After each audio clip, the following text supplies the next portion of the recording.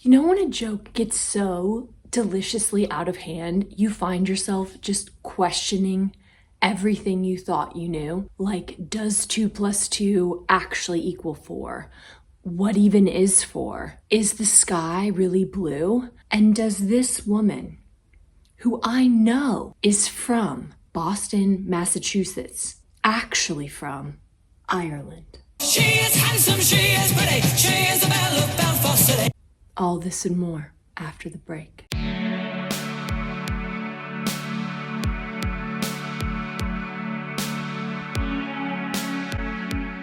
Hey everyone, welcome back to Tea with Brie. And today we've got less of a teacup, more of a beer stein. And that's just called, all the teacups were in the dishwasher, baby. Beer stein it is. And if you think you see chipped nail polish on my fingers, no you didn't. No, you didn't. So anyway, on Tea with Brie. Today we've got a lemon ginger. I don't know what y'all are drinking. Would I recommend this lemon ginger? Not really, but I love a ginger tea. I love a strong, punchy ginger tea. I love a ginger in all contexts. Ginger man, gingerbread. And before we get into it today's Tea with Brie musing is I was having a conversation with my friend yesterday, and they were saying that during dreams, and I went to grad school for neuroscience, so this was a common thing we would discuss, is that you can't actually see a new face that you've never seen before while you're dreaming. It's just faces that you've seen out in the wild. But I feel like I want to challenge this. It's like, if my brain can put together 400 billion anxious thoughts and scenarios on the daily, you're telling me it can't cobble together like a brand new face? Even as a neuroscientist, it's not making sense that we can't cobble together new faces in our dreams. I want to know your thoughts. That's the Tea with Brie musing of the day. Now onto the topic of the day. We have our girl, Ayo Edebiri. You've seen her on the hit show The Bear. If you haven't watched The Bear, truly, and I ask you this from my heart, what are you doing? Are you well? It's such a good show. The writing is so well. I'm from the Midwest. I lived in Chicago for a time. It's like, yes, I love the Midwest attitude. I hate and love how in the Midwest, when you do something well, they knock you down and give you shit for it. It's like, the better you think you are, oh, you wanted a little award for your restaurant. It's like everyone is going to absolutely annihilate you for that.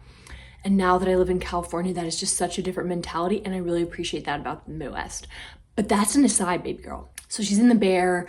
She's a comedian. You've probably seen her in comedies like Bottoms or in Theater Camp, where she was a true star. She wasn't in it that much, but when she was featured, she was a true star. So this girl, our girl Ayo, is everywhere right now. She also is someone who's super relatable. You want to be her friend, but there's kind of a mystery in the air around Ayo at the moment, which is a girl Irish? And you will see this question posed in major news outlets, on Twitter, everywhere. Like if you Google her name, what is coming up? What is coming up? Is she Irish? And I feel like this is a perfect video. If you have friends, family who are not chronically online, you can send this to them so they can understand the context of how our girl, who was born in Boston in October 1995, to a Barbadian mother and a Nigerian father, has somehow become the Princess of Ireland. She is handsome, she is pretty, she is the belle of Belfast City. How does this happen? Why did it happen? Who started it? All this will be unveiled today. So if you don't believe me, if you're like, Ayo Edebiri is obviously not from Ireland, pray tell, read the headlines. Peep this one. Peep this one. I mean, I can truly keep going all day with these headlines. It's like insane the amount of press our girl has gotten for her Irish heritage.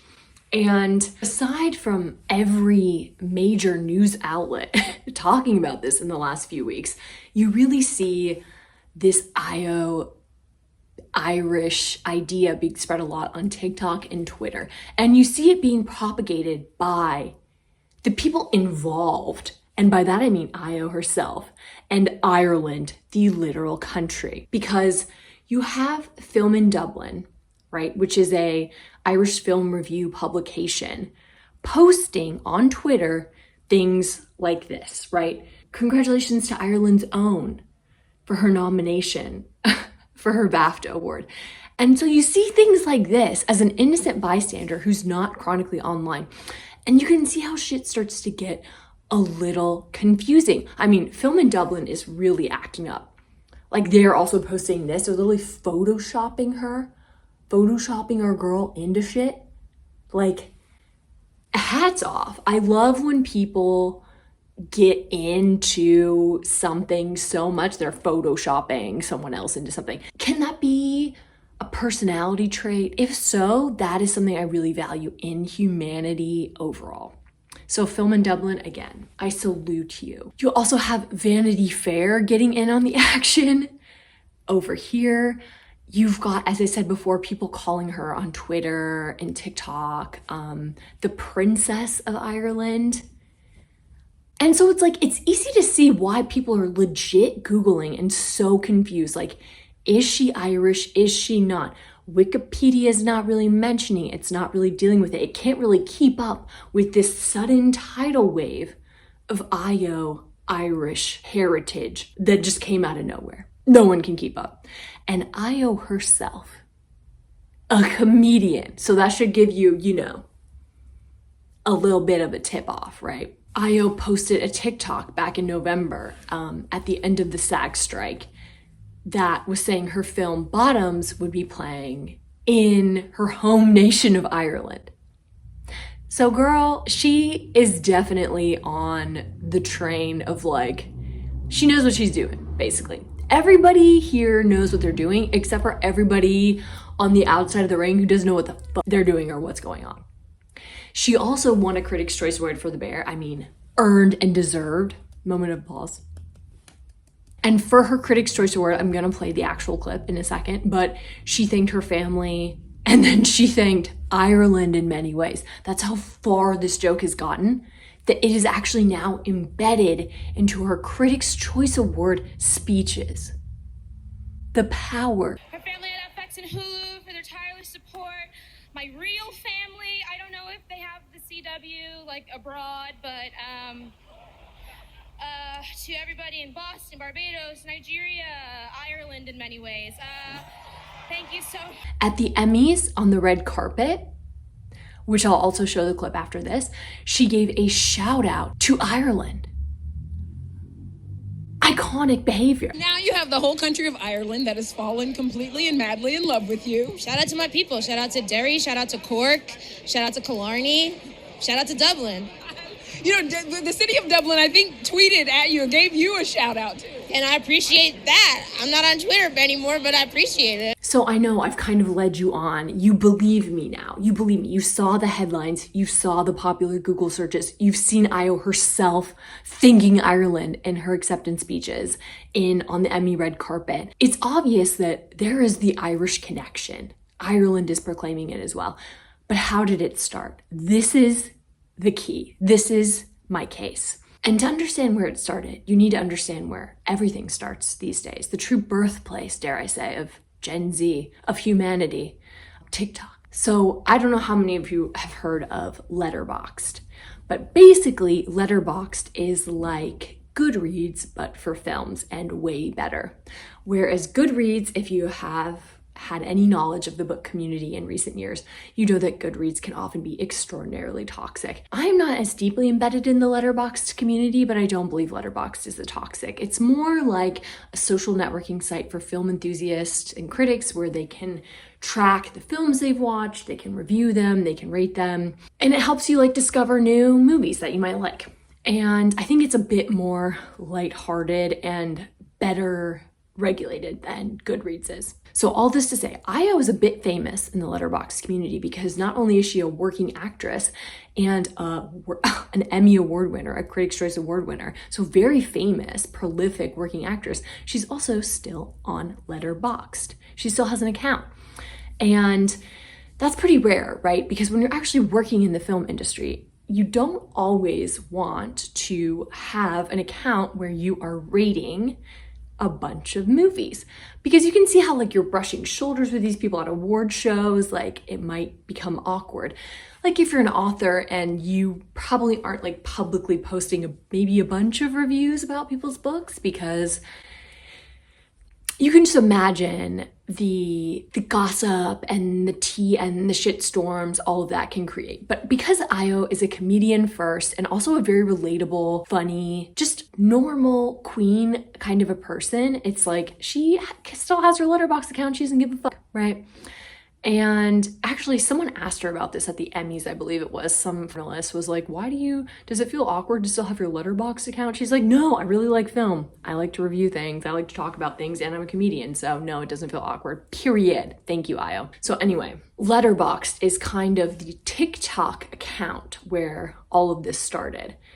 But I do want to read you some of Ayo's own Letterboxd reviews, just to put you in suspense a little bit more, just because they're fucking hilarious. She has a really funny Empire Strikes Back one that I will put right here. I mean, to me, this is absolutely blessing our eyes to witness.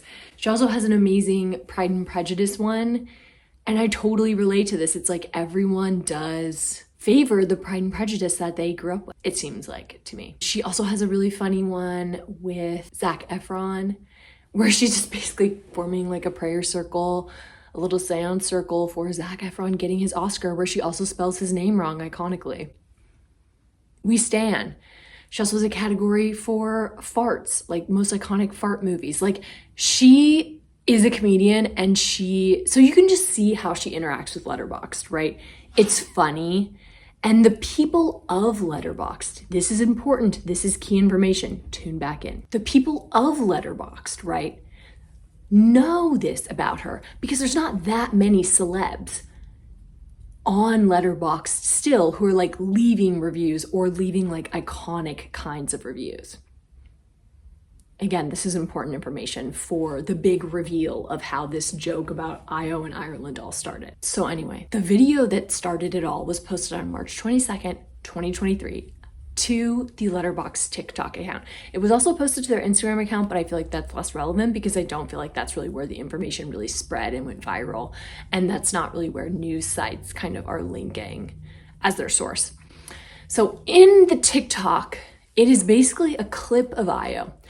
But nowhere in the comments and nowhere anywhere on the internet, on any Reddit subthread, on any other TikTok could I find where it references like what the Letterboxd interviewer and Ayo were talking about earlier. So the context of the video is at the film festival South by Southwest, and they're interviewing Ayo. And it's incredibly obvious from the clip that they had been talking about other things before they dropped this clip, and they only dropped this very, very small clip of Ayo. It's like 20 seconds or something. And so you don't really understand what the fuck is going on. They just dropped this clip kind of out of nowhere. So I'm going to attempt to give you my version of events and contextualize it for you so that it makes a bit more sense. But basically, I think the interview asked Ayo like what movies she'd seen in the last year or what movies she'd really liked in the last year. Makes sense, right? For Letterboxd, which is a site all about reviewing movies. And I think she'd said Banshees of Inisherin, which is a very Irish film filmed in Ireland.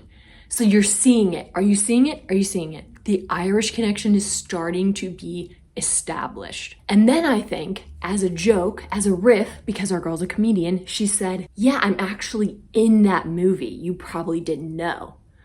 And then I think the interview said, no way, what part?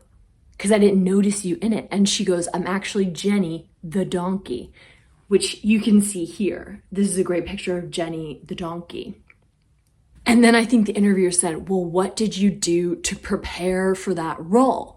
And that's where our actual clip comes in, because you can see Ayo in the very beginning of the clip say, she says, she kind of repeats as if repeating the question of the interviewer. She says, preparing for that. And then she launches into this monologue to end all monologues, the monologue that began a cross-continental relationship.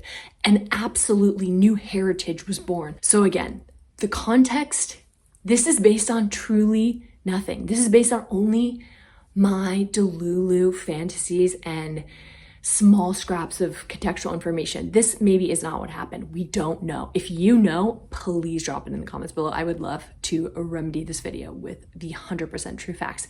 However, based on what I know, I can conjecture that. So they're talking about the Banshees of Inisherin. She's saying she started as Jenny and the donkey. The interviewer asks her how she prepared, and then this is what she said. I'll drop the clip. In Ireland for about 4 months. And I got really in character. I was on all fours for 4 months, and it was really painful, but beautiful as well. And it was probably the most fulfilling part of my career, and I'm so happy for everybody going to the Oscars, even though I deserve the nomination more than anybody else because I was obviously a donkey for 4 months. Oh my God, sorry. I was there. You know what I mean? I slipped back into it. Yeah, but it was very fulfilling. So that was it, ladies and gentlemen. That like 20 seconds plus or minus is truly how everything started. That is the birthplace of Ayo Edebiri becoming Irish. That is the birthplace of all the jokes. It just basically escalated. It was like that video, and then someone would make a joke about that, and then she would kind of riff on that on social media, and then a bunch of people started catching on social media, and then eventually the news stations started catching on, and then she started dropping them in award speeches, and it exploded. And you can see her accent's not bad. Someone I think said she has more of like a Derry accent, but I'm not Irish. Well, actually I am Irish. I do have an Irish passport because my grandma is Irish, but I don't know. I haven't lived there for long enough periods of time to know like exactly what accent she would have. If you're Irish, definitely educate us down below. We would love to know what accent she has, or if it's a good accent. It sounds good to my ears, but like I'm uneducated in the Irish ways. Please tell us the truth. It does seem like Ireland is very happy and willing to claim her. It just seems like they're stoked, right? There was this tweet of her and Cillian, which is spelled with a C but pronounced with a K, I'm pretty sure, Cillian Murphy, meeting, and everyone was like, oh my God, like the two great minds of Ireland finally meet at an award show. And I was just dying, gagging. This has got to be one of my favorite jokes of 2023. I think 4 Seasons Total Landscaping was one of the best jokes of the decade, of the century. But this is quickly becoming like it's like a top 3 joke for me apart from that. And I guess the real moral of the story is just like, be careful what accents you put on. Be careful what donkeys you pretend to portray, because you might have to start and claim a completely new heritage. And that's a lot of pressure. So love and light, everyone, and rest up and stay cozy. And I'll see you next week.